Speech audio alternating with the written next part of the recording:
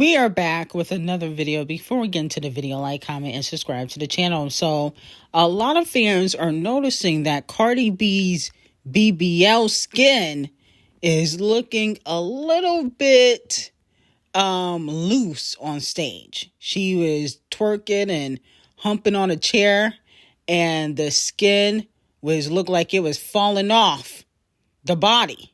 Okay, did not look pleasing at all. Not only that, she was also pictured with an oxygen mask backstage after her performance in Denver. I kind of believe she's doing these antics to try to keep people, I guess, paying attention to the tour. Okay, there's never a time where Cardi B will need an oxygen mask unless she's on a surgery table. And then as for the twerking and the skin falling off the plastic body, in my opinion, I just think that she needs to get some work done after the tour, because it doesn't look pleasing. I don't see why people try to big that up. It looks really disgusting. Like, extra skin on somebody's body, it doesn't ever look good. I don't know why people trying to act like this look good. Even Cardi B, she's being delusional. It looks nasty. Now, despite Cardi B selling out, it has been reported that the Breakfast Club will also be giving out free tickets for Women's History Month, okay, to her show in Madison Square Garden. And like I told y'all before, Titanic Records probably bought some tickets and they're giving them out. I don't believe that Cardi B is selling out any shows. I don't hear nobody talking about a Cardi B concert in the real world. Only on social media. So, like I said before, they bought probably hundreds and thousands of tickets, allegedly, and they're giving them out and pretending like she's selling out, because if she didn't sell out, she knew, and Titanic knew, that Nicki Minaj and the Barbs were going to drag her if she wasn't fully selling out. So that's basically what this is given. Now, Bia did an interview, okay, I think it's on 106 Power FM LA, and a lot of fans are saying, basically, from what they're getting in the interview, that Bia and Nicki Minaj are not in the best of place. Your relationship like with Nicki nowadays, you know what I mean? She brought you out in Boston. Same thing. I think like when somebody helps you change your life, it's like always infinite love and respect. Like Nicki's somebody I will never say nothing bad about, because she helped me change my life. So it's like, what could I say? It's always love. That's forever love. Yeah, it's forever love, bro. Like, that's a huge cosign. People help you change your life. You gotta respect and love them, and thank you. So let me know how y'all feel about it. I see a lot of comments of people saying, oh, I'm getting that they not talking. I do remember Nicki Minaj unfollowing Bia on Instagram before she deactivated her Instagram account. So we can't check because she deactivated it. But let me know how y'all feel about it. I feel like at least Bia is not speaking negatively about Nicki Minaj. That's the good thing. You know, on the positive side of things, she's not dragging Nicki Minaj. And I don't think she can, because it just wouldn't make sense, because, you know, then if she dragged Nicki Minaj, you know, it's going to give Megan and Cardi B more ammo to come after Nicki and also continue to drag Bia. So either way, I think Bia handled the situation very professionally. Now, Brandy and Monica will headline the Essence Festival this year with Lotto, Cardi B, Kalani, Patti LaBelle, and more. Let me know how y'all feel about this lineup. I don't know why Cardi B and, you know, Scratch Off are there. Everybody else pretty much makes sense except for those two. I know Scratch Off is mixed, but I guess she probably gonna have the baby before July, before Essence Fest, because she's pregnant. Know that for a fact. So I guess she planned on having the baby before Essence Fest instead of wobbling on stage looking a mess. But let me know how y'all feel about this lineup. I think that lineup makes sense except for Cardi B and Scratch Off. Now, Rihanna has left town amid the shooting investigation that happened at her home. The woman who did the act has been revealed. Her name is Ivana Ortiz, and she has a little bit of an obsession with Rihanna. She do not fuck with Rihanna and a few other celebrities. And she's made videos. She's made posts on social media about her disdain for Rihanna. Rihanna allegedly is very scared behind the scenes, and that's why she has left LA. Let me know how y'all feel about it. I feel bad for Rihanna and definitely for the children. No one should feel like they're not safe, especially in their home that they live in. But like I said before, she got to get out of LA. And people were saying, oh, New York is not as crazy. I saw somebody say that in the comments the other day. I'm like, yes, it is. Like, what are you talking about? The best thing she can do is leave the US. If she really wants to stay low key, she got to go to London or stay in Barbados. If she don't want to be ever spotted at the location that she lives in by paparazzi, she would have to leave the US, and there's no shade.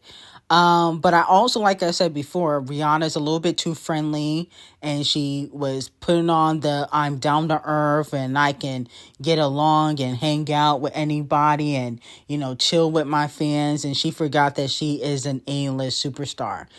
People used to clown Beyonce for moving like she was the president, but look, you know what I'm saying? Now, of course, Beyonce has her stuff stolen and all that stuff, but ain't nobody shooting up Beyonce's place. I guarantee Julius and the other bodyguards ain't gonna allow that to happen. Okay? Yeah, they can steal wardrobe and all that stuff, like, that's replaceable, but ain't nobody shooting up Beyonce's place because Beyonce always got security walking around. Okay? Like she is Michelle Obama. Rihanna got to start moving like that.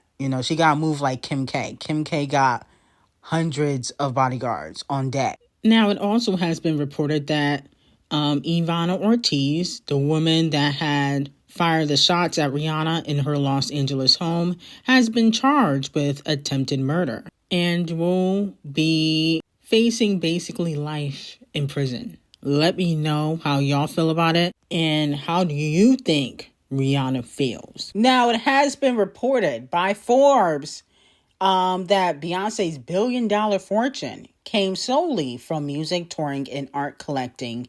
It is not, based on her new successful business, Sacred. So let me know how y'all feel about it. I believe that, it probably is due to, music and touring and the art collecting, because people forget that Beyonce does own majority of her masters. So that's probably what's, giving her that billion-dollar net worth, and she makes a lot of money touring. Every time she tours, she makes $400-500 million. She made $500 million on the Cowboy Carter tour, right? So I do believe that. Because if every time you pop out and tour, you gross that much, obviously, you're going to be worth over $1 billion. Art collecting, I don't think people really care about that, though. But it does add to your net worth. Now, Timothée Chalamet, unfortunately, is getting dragged even more. Doja Cat has dragged him already. Jamie Lee Curtis has dragged him. A few other opera and ballet singers and dancers have been dragging him. But The View, especially Whoopi Goldberg, said, you come from a dance family, so when you crap on somebody else's art form, it doesn't feel good. You probably didn't realize until you said, oh, I'm in trouble. But then you compound it with 14 cents. No, when people get mad, it'll be a lot more than 14 cents. So be careful. I'm just saying, be careful, boy. He is a boy to me. No disrespect. Really, don't apologize when you have insulted. It doesn't sound right. You can't say, oh, this is dumb. No disrespect. That's absolute disrespect. Okay, so that's what Whoopi Goldberg and, the other ladies had to basically say on The View. Here's my thing, and I said it before. He's probably going to turn into the Sydney Sweeney. The Sydney Sweeney effect, where people won't support you because they do not like you. Okay? I think people forget celebrity nowadays is not about talent anymore. You got to actually be likable. Gone are the days where a celebrity is just known for their talent and they can act however they want to act.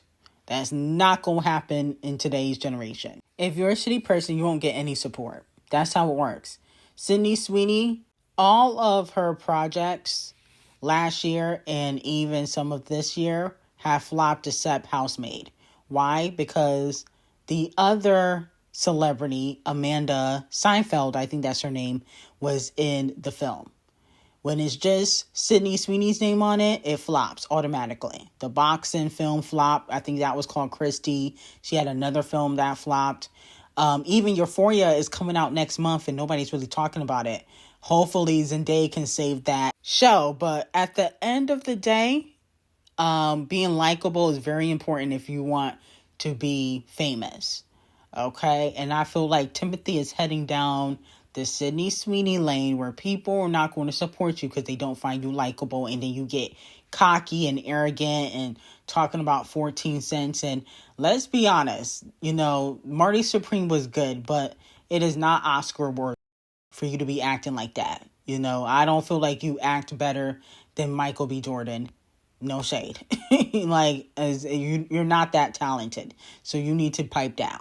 Now, moving on from that, Harry Styles is expected to sell 445,000 first week for his most recent album he just dropped. In my opinion, I think that this is payola. I'm like, who the hell was buying a Harry album when that album was trash? No shade. Bruno, for a second week, he will be doing 81,000. Bad Bunny will be doing 67,000 at number 4. And SZA is still in the top 10, selling 36,000. I'm like, damn. SZA, that's how you know she made classics. Like, you can say whatever you want about SZA, but she be making classics because she stay on Billboard. She stay there. Okay, so let me know how y'all feel about it.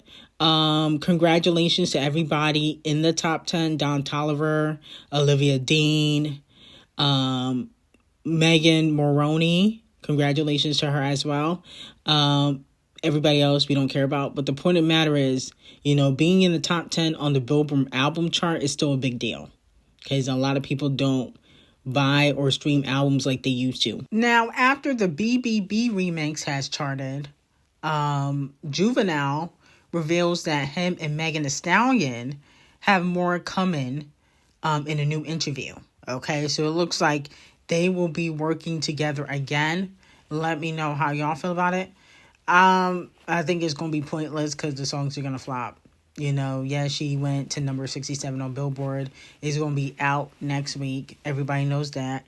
And on top of that, I just feel like, do we really care about Act 3? People are trying to say Act 3 is going to be the best female rap album of the decade, saying all these lies. And here's my thing with Megan Thee Stallion. Megan has talent, right? But she is not an artist that everybody wants to listen to.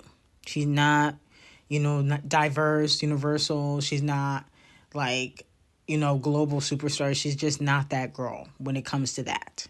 And I think people like Megan because they relate to doing the fuck shit that Megan has done. Okay? They relate to sleeping with their man's best friend. They relate to telling their friend to get rid of a baby. They relate to stuff like that. That's why people like Megan on social media, when it comes to buying her music, y'all don't really be there to support. But in my opinion, I just don't think people care about Megan Thee Stallion album like people are trying to push. And also, I feel like how Bia and JT get called lapdogs. I think she's a lapdog for Cardi B. If every time Cardi B beef with somebody, you're beefing with them, then you're a lapdog. She was cool with JT. Cardi B and JT fell out. she don't talk to JT no more. JT has never publicly dissed Megan. All she did was work with Nicki Minaj. She don't acknowledge JT. She dissing Bia. She's a lapdog, just like how y'all call JT and Bia lapdog. She's the same. Okay? But anyway, I got some very hot tea on what's really going on with Rihanna on Patreon. Link will be in the description. And I hope you guys have a great day.